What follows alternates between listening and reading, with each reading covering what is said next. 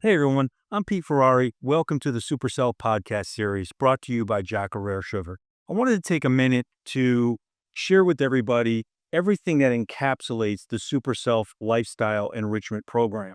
Because number one, primarily, it's all free. And number two, we're trying to help people find a better quality of life through the resources that we offer. The SuperSelf podcast series, in and of itself, is really a support mechanism. It's something that we've designed to stay in touch with everybody. We want to share with you the latest science as has been triangulated and vetted by us. We want to help everyone understand some of the experiences that we've had, the foibles, the successes, and the failures, in the hopes that everybody can take these grains of thought, not even necessarily wisdom, but these grains of thought and then do further research. You've heard it many, many times across all of these podcasts so far. We're really trying to help people get back in touch with their instincts and do what drives them to be better, to be successful, to be more centered. And so to that end, I wanted to describe the modules that we've created that really surrounded this program on the whole. And they're available on the website, free to download. You've heard the old saying, money talks and bullshit runs the marathon. Well, we spent a year, deployed countless dollars, resources, countless hours across research, countless time in the vestibule, trying these things out, using them, making sure that everything that we were doing was true and everything that we were doing was productive. And so we're passing that benefit on to you without having to have you pay for it. Really, the bottom line for us is better health and well-being for all. So the SuperSelf Lifestyle Enrichment Program modules contains 4 different workbooks. And if you think about yourself, you're the super self at the center of the orbit. The super self is created when we start to find things like self-reliance, self-discipline, self-esteem, right? Self-confidence. All of these self-components combine to become what we now know as the super self. And if we can be honing in on each of these components, we can be taking those steps that are necessary towards creating something that will give us a better quality of life. And again, you've heard me say this many times, but a better quality of life starts from within. A lot of people will share with you that that's selfish. It's selfish for you to go to the gym instead of being home with your family when you have 3 kids. It's selfish of you to be prioritizing your diet or nutrition needs above your children so that they can't, quote, enjoy life. It's selfish. It's not fair. You should be doing this. You should be doing that. Well, I submit to you that that is all bunk, because really, everything starts with you. When you are in a better mood because you are fulfilled and you are gratified and you feel accomplished, then that mood penetrates and permeates everything else in your orbit. It impacts how you treat the people around you, including your friends, your family, your colleagues, your bosses, your children, your neighbors. It encapsulates every part of your life. For example, when you get a good night's sleep, when you sleep really well, you wake up in a good mood, doesn't that immediately translate into how you treat even the dog? When you wake up and you're getting ready to feed them before you have to go to work or go to school, it translates because you yourself got a good night's sleep. When you have a day where you've eaten pretty healthy, skip the Big Macs, skip the chips, you look back on the day and you say, wow, okay, I had a sandwich today and I had a salad and I feel pretty good right now. And my pants don't fit as tight, or my skirt or my blouse doesn't fit as tight. I'm in a pretty good mood right now. When you feel like that about yourself, don't you treat everybody around you better? You're in a good mood first. That's where it starts. Everybody around you, everybody in your atmosphere benefits. By the same token, when you have a day when you're completely stressed out and you're running from spot to spot, you only have time to go to McDonald's, you only have time to grab a bag of chips in the canteen at work or in the store at school. End of the day, pants feel tighter, may feel a little bloated from the sodium, probably uncomfortable. How does that mood translate? A little bit cranky, can't wait for the day to end, indicative of your tone, how you talk to people, how you speak with people, how you interact with people, friends, colleagues, teammates, whatever the case may be. So we've really got to, again, go back to our instincts and understand it's not selfish. It all starts with us. So to that end, we've created 4 modules that help you get back to you.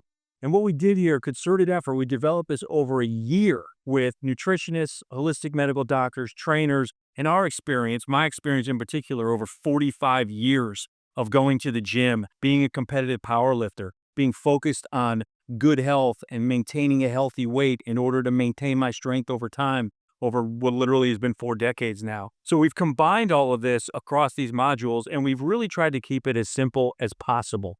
We've asked a series of questions about the subject matter that you know the best, you. And these questions are not geared towards teaching you how to split atoms, right? We're not asking you how to metabolically break down the different foods you eat. You don't have to assign weights or calories or factors to a snack or to a lunch. You simply have to think about what it is you're doing and be conscious of it, and then make adjustments. So that's really the simplicity with which we've developed these modules. Module number 1, it all starts with lifestyle and mindset, right? We got to get our heads right if we're going to do anything. We're not going to do anything if we feel like it's a chore. If I don't want to go to the gym, one way or another, I'm going to find a way not to go.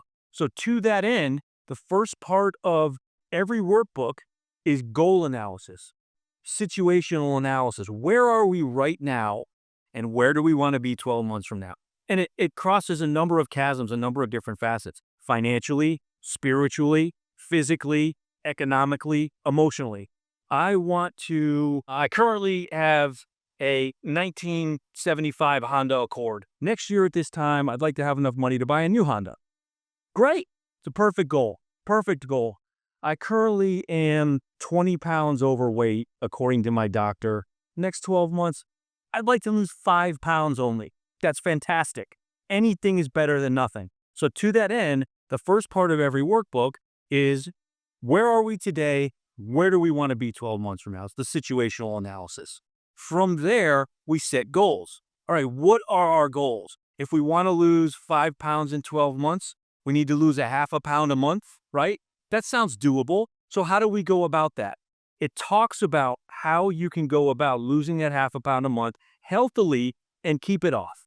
Walking around the block, getting on a treadmill to walk, walking the dog, getting on a Stairmaster. The questions in the workbook surround what you are going to want to do from a mindset standpoint so that you can develop the habit, make it a part of your lifestyle once the mindset is right, and have it stick. Fundamentally, if you don't want to go to the gym at the end of the day, when the end of the day rolls around, you're not going to go to the gym.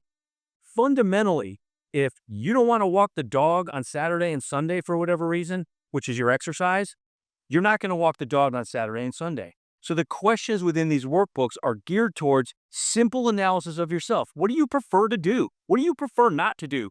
Put it on paper, and then from there, we can chart the path to success. What times of the day are you the hungriest? When are you most likely to overeat?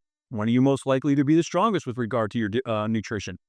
Cater to it. We play to your strengths. We manage the weaknesses, and soon enough, the weaknesses become strengths in and of themselves. So that's really the fundamental premise behind all of these workbooks and how they begin. Where are we today? Where do we want to be 12 months from now? What are our preferences as it relates to meeting the mission? And then we chart those goals. From there, we develop the milestones. We figure out the resources we need. What do we need to be successful? I want to put on a little bit of muscle on my arms, let's say. Okay, I don't want to go to the gym because I hate the gym and I don't want to be stared at. Great, don't go to the gym. How else are we going to do it? Buy some bands at Walmart, stick them to the doorknob, and do 3 sets of 3 times a week. That's going to build muscle on your arm. I don't care what any of the snake oil salesmen or any of these wannabe biohacker con men tell you. If you buy bands at Walmart and you do 9 sets of arms 3 days per week for 2 months straight, you will build muscle on your arms, period. You'll notice it. You'll feel it. And what happens when you feel differently, starting with you? Everybody in your atmosphere benefits. That's really, again, the key is lifestyle, mindset, conducive to better quality of life, better health and well-being, and then everybody benefits. And when everybody's benefiting, they're going to project that back onto you, and that little ecosystem stays protected and it stays as positive as it can be. So once we allocate and understand the resources that we need, we also identify the impediments. What's in our way, okay? Here's where we are today. Here's where we want to be 12 months from now. Here are the goals that we've set.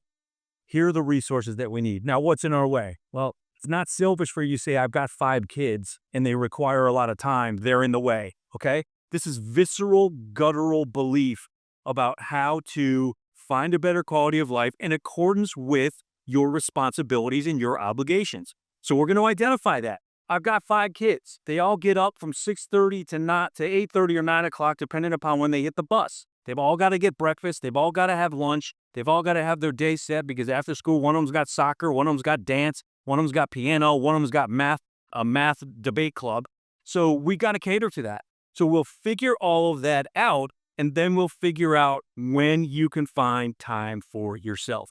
If you've got 5 kids that require your time from 6:30 to 9 in the morning to get them off to school, and then from 5 o'clock to 7:30 or 8 o'clock at night because of all their activities, we're going to have to figure out, in accordance with your preference, where you say, I hate to do anything in the afternoon as it relates to exercise, we're going to have to figure out how to get you in the morning before the kids wake up. That's actually what I did.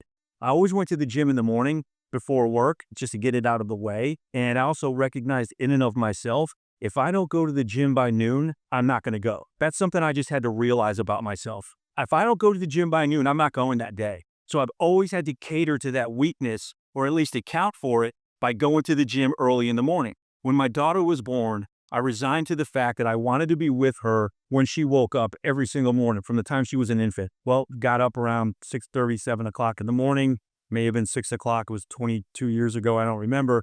But what I started doing was, because I knew I wouldn't go to the gym afternoon, started getting up earlier. So I was going to the gym at 5 a.m. Now, 30 years later, I just get up and go to the gym at 3:30, 4 o'clock in the morning. That's when my day starts. I'm very comfortable there. No alarm. I'm a morning person. I'm catering to the fact that if I don't go to the gym by noon, I won't go. So I'm getting it done.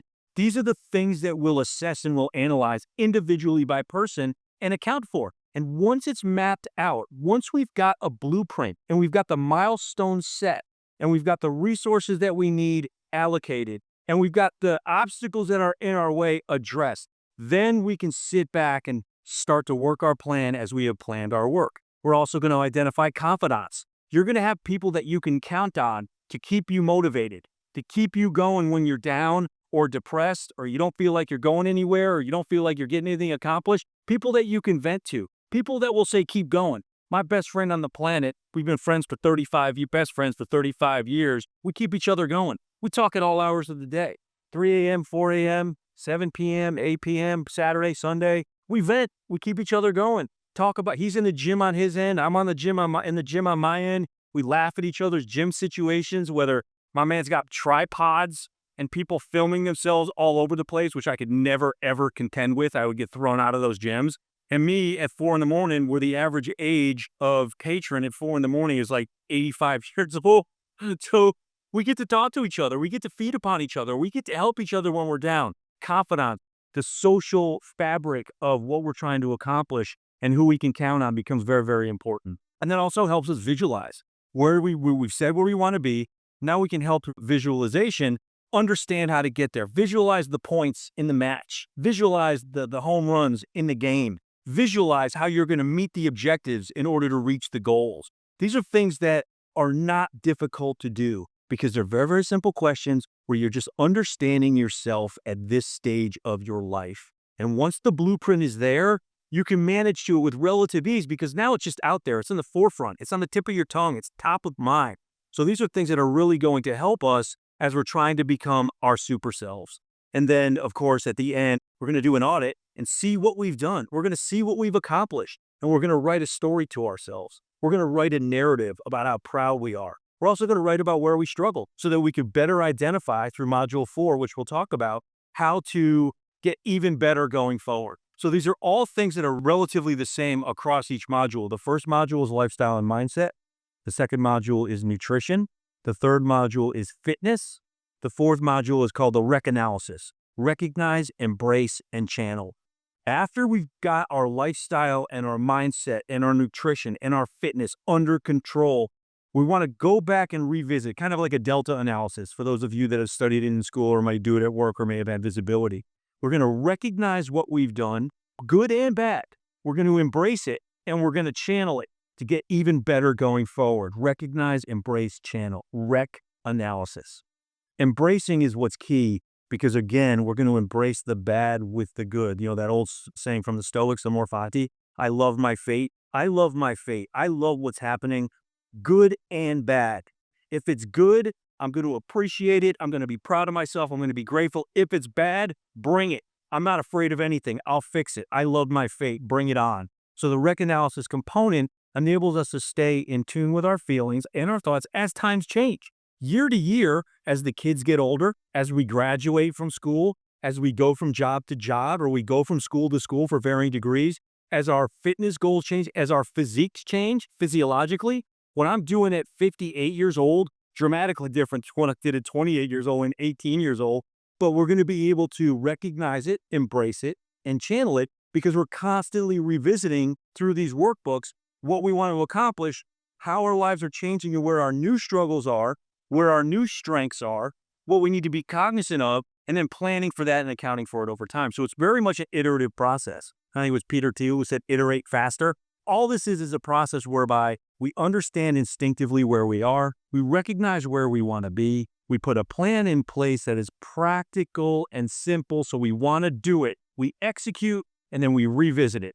Super self. And during this time, you're going to develop self-esteem, self-confidence, self-reliance. It's going to be a beautiful, beautiful formula as you are engaging across and moving across this journey. So I'm excited for everybody to access these modules. Again, they're free for download off the website.